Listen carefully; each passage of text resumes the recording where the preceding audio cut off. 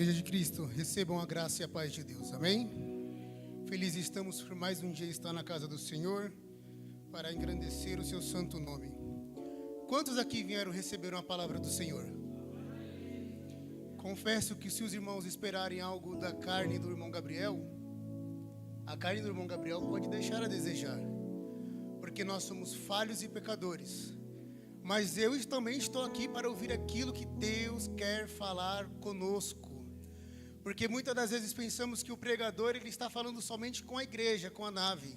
Mas a palavra de Deus, primeiro ela começa conosco, vai passando para a igreja. Então o pregador ele tem que sentir a presença de Deus. Porque senão ele não transmite a palavra de Deus. Porque nós somos canal de Deus. Muitas das vezes esperamos muito que o pastor saia pulando no meio da igreja para sentir Deus. Mas e a nossa parte estamos fazendo? Você está abrindo a sua boca, glorificando, agradecendo e entoando o nome do Senhor? Faça a sua parte e Deus vai fazer a dele. Sem perca de tempo, igreja. Abra a vossa Bíblia no livro do Evangelho de João. Evangelho de João, capítulo 4. Apenas o verso 13.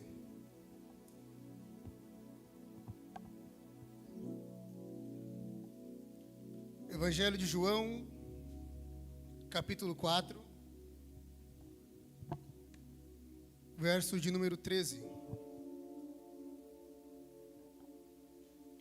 que nos diz assim do Senhor: Jesus respondeu: quem beber desta água terá sede outra vez.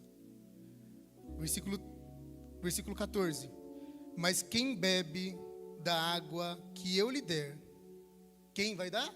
Que eu lhe der, o Senhor, nunca mais terá sede. Ao contrário, a água que eu lhe der se tornará nele uma fonte de água que jorrará para a vida eterna. Para a vida, podemos assentar. O nosso irmão Wanderson disse uma coisa simples, objetiva, mas interessante. A gente conhece o caminho, a gente sabe quem é o caminho e erramos o caminho. Quem é o caminho da igreja? Vamos lá, igreja. Quem é o caminho da igreja? Jesus. Eu sou o caminho, a verdade e a vida. Tudo que precisamos está em Jesus. E muitas das vezes nos indagamos porque nossa vida anda sem rumo, sem trajetória, sem um norte, sem uma direção, sem uma bússola. Porque muitas das vezes a última escolha é Jesus. Jesus ele tem trilhado o nosso caminho, ele tem estabelecido metas, destinos, rotas para nós. O nosso livro da vida está sendo escrito por ele. Mas muitas das vezes ele é a última pessoa que nós recorremos. Vamos procurar a Jesus, o nosso pastor, que intermede a nós, somente em última escolha. Mas eu tenho algo de Deus para falar para você. Se hoje você entrou aqui, nesta casa de oração, sem um norte, sem um destino e sem um rumo, este é o rumo. A palavra do Senhor Jesus. A Bíblia é o manual do crente de como se viver, de como se estabelecer, de como viver nesta terra. Se precisamos de um mapa da nossa vida está na Bíblia. Jesus, porventura, vem nos dizer no Evangelho de João, no capítulo 4, com uma passagem bem conhecida, que vai falar sobre o poço de Jacó. O poço que foi estabelecido por Deus para ter um marco importante aqui em João, capítulo 4. Porque Jesus precisava passar naquele caminho, pastor Rogério. O verso 4 vai nos dizer isso, que era ali necessário passar por Samaria. E hoje também é necessário Jesus passar aqui, sabe por quê? Porque hoje tem alguém aqui precisando de cura, de milagre, de providência, de uma resposta à vida de Deus. E hoje Ele vai passar aqui e trazer a resposta para aquilo que você precisa. Nós servimos um Deus que Ele trabalha tanto em manifestação de sua divindade, da sua glória, mas também trabalha muito tempo em silêncio. Mas não é porque Deus está em silêncio que Ele não está trabalhando. Muitas das vezes Deus se cala para nós, para ver a nossa atitude, para ver o que vai acontecer conosco, para ver se quando o vento balançar o barco para lá e para cá, para quem vamos recorrer. Muitas das vezes o nosso pastor que está na terra está debilitado, ele não pode nos ajudar, ele pode orar por nós, como sempre faz. Eu posso ligar para o irmão Rogério e falar: irmão Rogério, me socorre, me ajuda. Irmão Cláudio, pelo amor de Deus. Mas e a chamada com Jesus? E ir até o poço, eu sei onde Jesus está, eu sei o caminho que eu preciso trilhar, mas por que eu não vou até lá? O poço está lá, foi cavado, já tem 1000 anos. Mas o encontro com Jesus, ele tem que ser marcado. E podemos correr para um lado, para o outro. Podemos até procrastinar um pouco o tempo. Vou afastando, não quero, não vou receber esse cargo. Eu não vou tocar na igreja, eu não vou cantar no ciclo de oração. O pastor está querendo que eu vou reger o ciclo de oração, eu não vou. Eu não vou pegar a dirigência dos uios. Você pode até correr. Mas nós nos esquecemos que quem trilha o caminho, quem faz o caminho é Ele. CPTM nenhuma chega onde Jesus chega. Metrô nenhum chega onde Jesus chega. Avião nenhum te leva ao destino, aquele que Jesus chega. Podemos até tentar correr para lá e para cá, mas Jesus sempre vai nos encontrar. A Bíblia vai nos dizer que Jesus, ele vai sair da Judéia até a Galileia. E como os irmãos bem sabem, samaritano e judeu não se comunicavam nesta época. Aonde um samaritano pisava, um judeu passava metros de distância para não pegar nem a poeira do pé dele. E para ir para a Galileia era bem mais perto de passar pela Judeia, pastor. Perdão, passar por Samaria, era bem mais perto. O povo preferia dar a volta no caminho, percorrer mais tempo, gastar mais tempo, para não passar no meio de Samaria. Mas Jesus, ele vem quebrar tudo isso aí. Eu não falo com o pastor, não. O pastor no final do culto não me deu a paz do Senhor. Não falo com o pastor. Vou dar a volta pelo púlpito.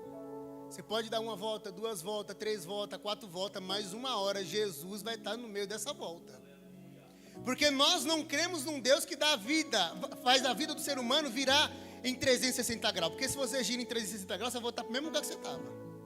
Jesus, ele vem virar nossa vida de 90 ou 180 graus, porque ele vem mudar a nossa rota, a nossa trajetória. Ele vem fazer aquilo que lhe aprai.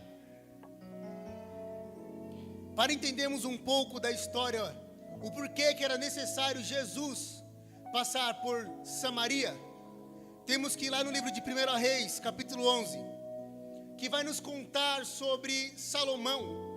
Salomão, considerado o homem mais sábio da Bíblia, o homem que pediu sabedoria a Deus para saber governar, saber como ter um bom reinado, filho de Davi.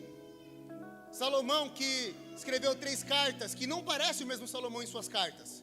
Porque Salomão, na sua juventude, aproximadamente com seus 18 anos, escreve o livro de Cantares, que até um certo tempo era um livro que não se lia muito na igreja, porque era um livro considerado obsceno por suas coisas presentes nele. Mas porque Salomão, com a sua juventude, olhava as coisas da terra como um jovem vê. Eu não estou mais jovem, né? Ontem eu fiz 26 anos. Acabou a parte um pouco da juventude. Chegou as responsabilidades, está chegando casório, compra apartamento, compra carro. Hoje em dia, a vida não é mais assim: pai, me dá 10. Hoje em dia, meu pai, filho, me dá 1000. Porque o tempo vai se passando. E quando eu era jovem, pastor, eu também olhava o mundo com o olhar de jovem. E muitas das vezes o jovem não quer compromisso. O jovem não quer estar todo dia presente. O jovem, muitas vezes ele se machuca, meus amados, quando o pastor fala assim: filhinho, não faz isso. Filhinho, não faz isso. Cuidado com tal caminho, porque tal caminho leva à perdição. O pastor é muito quadrado. No culto de disciplina, eu tenho certeza que o pastor sabe da minha vida, porque ele falou tudo aquilo que está acontecendo. Deus não deixa um pastor enganado. Se ele fala, porque Deus mostrou que a igreja está precisando. Porque muitas das vezes viemos para o culto para ouvir aquilo que nós almejamos ouvir. Senhor, eu preciso da resposta.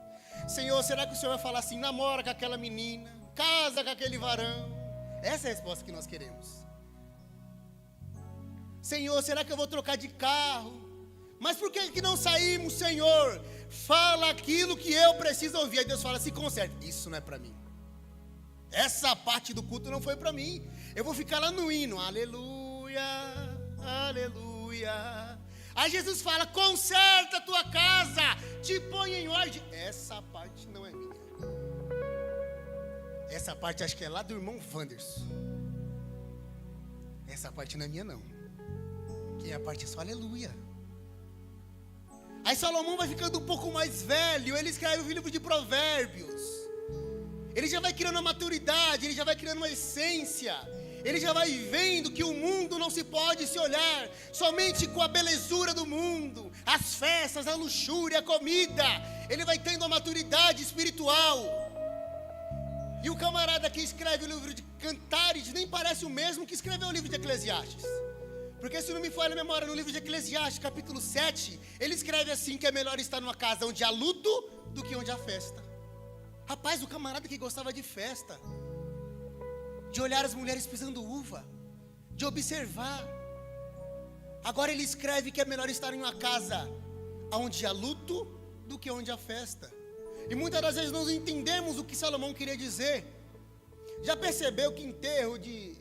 Eu não vou falar de rico porque eu nunca fui. Só fui em gente mais da minha classe. A primeira coisa que você escuta no enterro é: meu Deus, podia ser eu. E se fosse eu? Aí nós nos indagamos: o que eu vou fazer da minha vida se for eu amanhã? Está aqui o nosso pastor. Como o Gabriel já disse, já foi na glória, já voltou, ele queria ficar na glória. Porque este mundo é de sofrimento, é de perseguição, é de luta. Esse mundo é, como eu disse esses dias para a enfermeira no serviço, é todo dia um leão, não é uma vez por ano, é todo dia. Você sai de casa, vem um filho de Belial te corta, você tem que se segurar para falar assim: Senhor, abençoa aquela vida, para não buzinar para ele. Você chega no serviço, chefe: olha, eu quero esse relatório para amanhã. Você fala: ah, filha de Jezabel, abençoa essa vida dessa chefe, Jesus. É todos os dias. O céu pode ser perdido nas mínimas coisas. Aí você chegou no serviço, o irmão topou no seu pé, você xingou ele, Jesus volta: menino, fiquei. O chefe subiu, eu fiquei. Por quê? Porque é todos os dias. Eu trabalho com o ser humano o dia inteiro. Alguns irmãos sabem aqui que eu trabalho na clínica de hemodiálise. Lá nós atendemos 70 pacientes por turno, temos 3 turnos. São mais de 200 pessoas por dia que eu vejo lá. E as pessoas de lá, eles têm uma vida um pouco mais complicada. Não um pouco, mas bem mais complicada do que a nossa, pastor. Porque uma pessoa que faz hemodiálise significa que ela não tem mais as funções renais. E perdendo as funções renais, eles não podem ter algo que é de graça. É água. E eu costumo dizer que eu sou um pouco frio no sentido humano. Porque você vai convivendo. Nossa pastora Patrícia também. Ela mesma já falou que você vai convivendo com morte aqui, morte ali, morte aqui. Que infelizmente chega uma hora e fala: fulano morreu. Tá bom. É a vida, é o ciclo. Não é porque eu não me importo mais, é que você vê toda hora. Se você for chorar por todo mundo, você desidrata. Porque tem dias que lá na clínica é assim, ó. Um parou. Aí nós tentamos ressuscitar, não vai. Aí vai embora. Passa meia hora é outro. Aí às vezes a família liga: olha, pode cancelar a vaga aqui do meu esposo, da minha mulher, do meu filho, que ele foi a óbito. E muitas das vezes nós estamos acomodados na casa do Senhor. E quando eu chego lá, eu falo assim: Senhor, obrigado.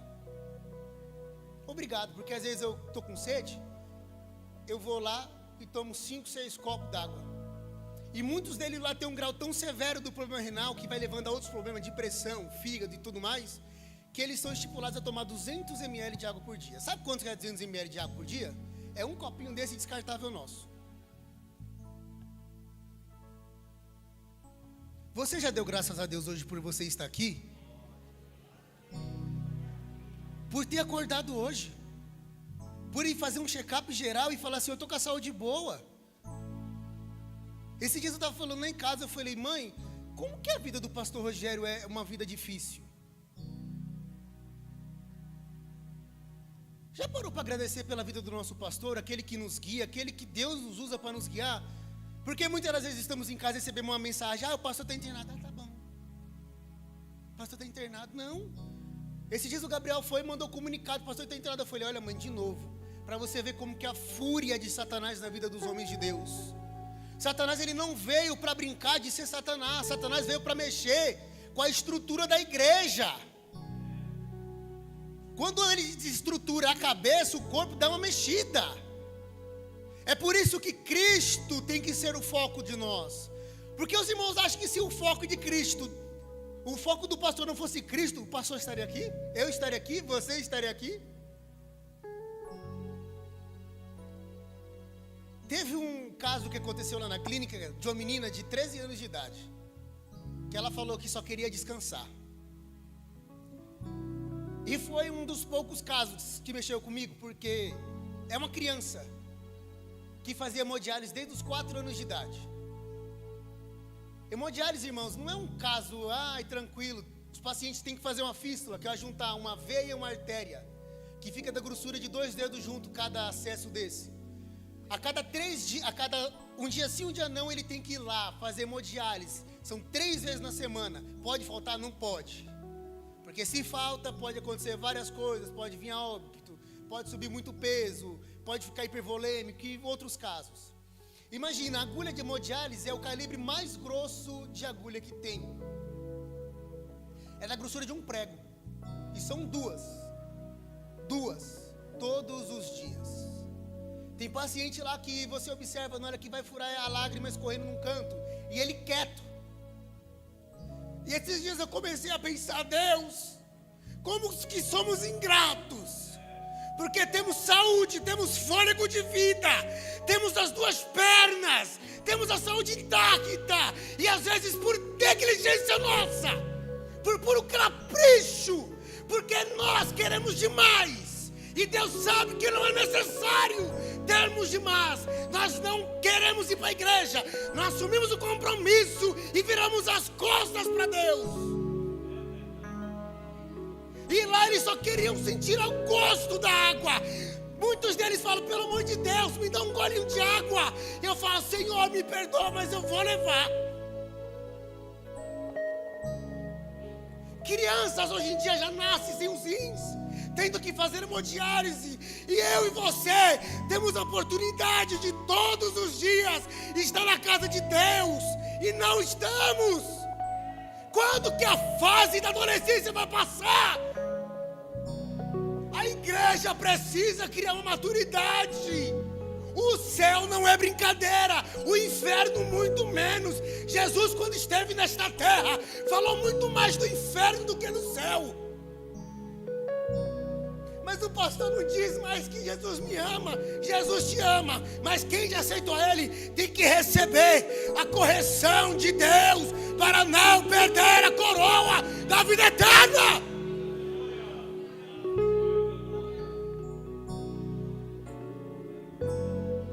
Imagina se o nosso pastor fosse de ser pastor, de ser crente pelas adversidades. Já não estaria na igreja, irmão. Meu paciente, ele só foi fazer um check-up na fístula, e ele não voltou, porque ele ficou preocupado. E antes dele sair, ele só falou para mim, Gabriel, ora por mim, porque eu sou muito nervoso. E quem faz hemodiálise não pode ter nem a pressão alta nem baixa, porque ele perde o acesso. E ele só foi fazer um check-up, os médicos só iam fazer um ultrassom. E ele ficou tão nervoso, que teve 3 paradas cardíacas e não voltou.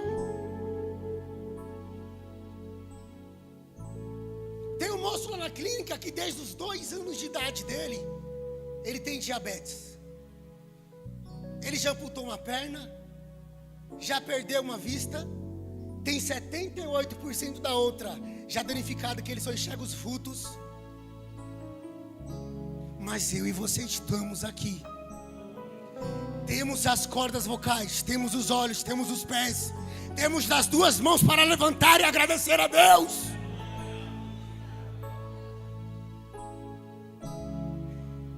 Quando que a fase da maturidade vai chegar?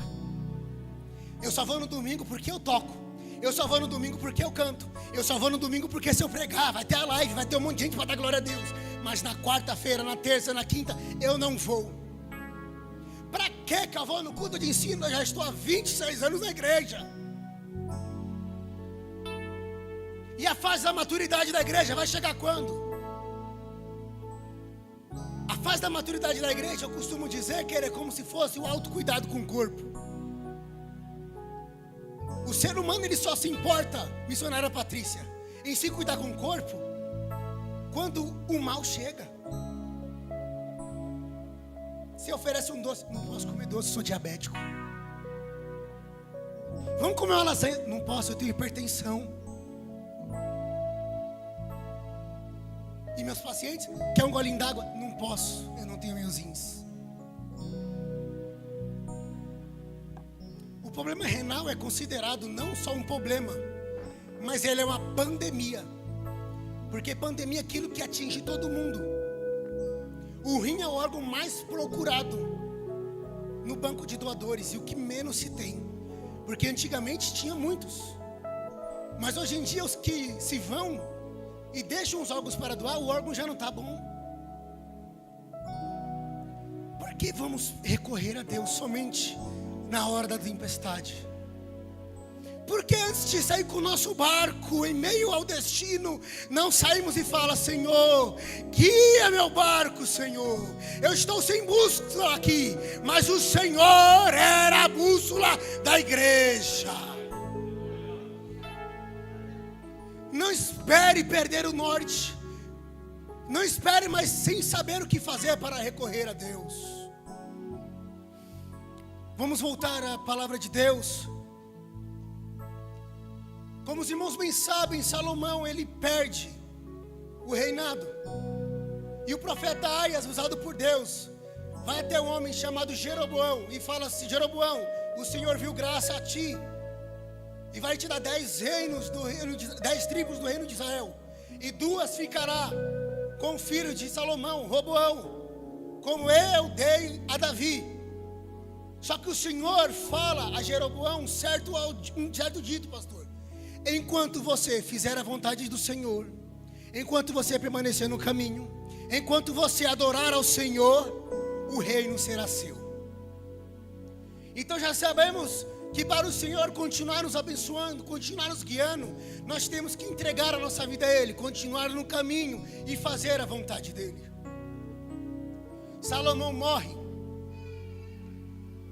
o reino é instituído. O reino norte fica como Samaria, o reino sul como Judeia. Jeroboão não passa muito tempo e ele já começa a desandar do caminho que o Senhor lhe deu. O povo ia até a Judeia para sacrificar e adorar a Deus no templo de Jerusalém. E bateu a dúvida, pastor, no coração de Jeroboão: o povo está indo demais para lá. O povo vai me abandonar. O povo vai me deixar. Aí ele vai até Betel, constrói um templo ali, um bezerro de ouro, e fala: olha, não precisa mais subir. Aqui dá para vocês adorar. E aqui vai o ensinamento para a igreja: nós temos que ser guiados por Deus. A partir do momento que o homem não nos guia perante a palavra de Deus, sai de perto dele. Eu já disse para os irmãos aqui, muito tempo atrás, quando eu fui morar em Suzano, ficamos ainda 3 anos indo para Santo André. Mas a situação foi ficando difícil, apertada. Nós chegamos no pastor e falou: pastor, nós vamos congregar perto de casa, porque está difícil a situação financeira. O pastor falou: amém, mas as portas estão abertas. E eu vou falar para os irmãos, viu? Igual a missão de fé, é difícil. Uma igreja com compromisso, propósito, com palavra. Nós tentamos ficar lá pela questão de comodidade, porque estava longe. Mas chegou uma época que nós falamos: vamos orar. papai vai abrir as portas, nós vai ter condição e nós vai voltar para a missão de fé. Porque tem que ter palavra. Igreja onde não tem palavra, não tem crescimento. Porque a palavra é a fermentação do pão que vai fazer ele crescer. Você entende isso? Quem gosta de cozinha vai entender. Eu não sou muito do bolo, eu sou mais de fazer coisa salgada. Minha mulher, graças a Deus, que é do doce ali. Mas eu acho que é isso, tem que botar fermento para as coisas crescerem, tá certo? Pronto, ela falou, tá certo, tá certo. E se você esquece o que acontece, ele fica solado. É isso mesmo, né? Fica aquele bolo parecendo sola de sapato. Que se for só mulher que faz, você fala, ô bolo gostoso. Me vê um copo de água. Não está descendo. Mas precisa do fermento para as coisas crescerem. Se seu ministério está parado, está estagnado, está murchando, está faltando fermento. Quem é o fermento? É Jesus. E quem é Jesus? É a palavra. O pastor não me revelou hoje, nem meu CPF. Vai ler a Bíblia. Não tem revelação. Nada maior do que a Bíblia. A Bíblia vai dizer o que você precisa ou não precisa. Aonde você pisa, onde não pisa. Aonde você vai, onde não vai. A roda que você se assenta e aqui não se assenta. Eu quero crescer, mas eu estou com os escarnecedores. Metendo o pau no povo da igreja. Irmão Cláudio falou, eu não entendi nada. O pastor no culto de ensino falou tanta teofilia, isso e aquilo, eu não entendi nada.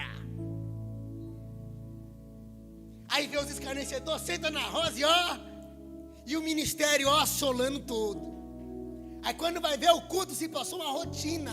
Eu tenho que estar na igreja. Senta, não abre a boca, fica parecendo um pão xoxo. Deus não falou comigo. O pastor está com birra de mim. Molenilson não me deu paz do Senhor.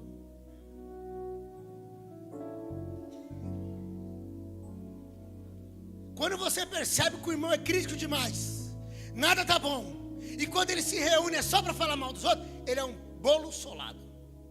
Está sem o fermento, está sem Jesus. Porque quem tem Jesus, ele não vê a falha do homem, mas ele vê a glória de Deus que resplandece sobre ele. Ele não vê se a irmã do ciclo de oração cantou desafinado. Ele vê que a irmã do ciclo de oração cantou com a presença, cantou com a unção, cantou com a virtude, e o Espírito desceu na casa de Deus. É como aquele pastor, tem um pastor na internet que ele é bem velhinho, que ele fala, não esmerilhe não, cante bonitinho. Isso. Às vezes nós queremos esmerilhar, mas não estou falando só de cantar, mas em tudo.